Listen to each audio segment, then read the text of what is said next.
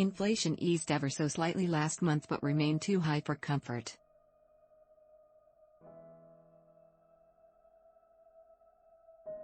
The declines are so small that consumers may not feel much relief in day-to-day life, but in the overall inflation fight, the declines might signal that at least the worst is over. If data in the weeks ahead confirm prices are stabilizing and the economy, particularly the resilient labor market, is cooling, the Federal Reserve's plan to slow the pace of rate hikes could come as early as December. But the Fed's job is far from over.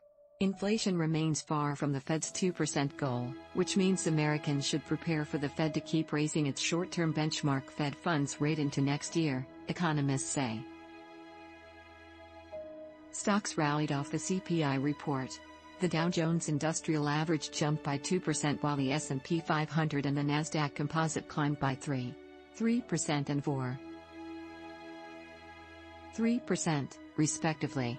Yields for 10-year Treasury notes dropped below 4% off the better-than-expected inflation data. Unfortunately, much of what households use every day, 8%, reversing some of the declines of the prior 4 months, and remains a wild card heading into winter.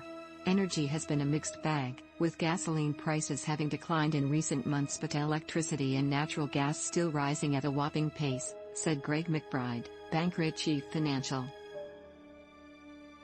As weather turns cold, the cost of heating homes will further strain household budgets.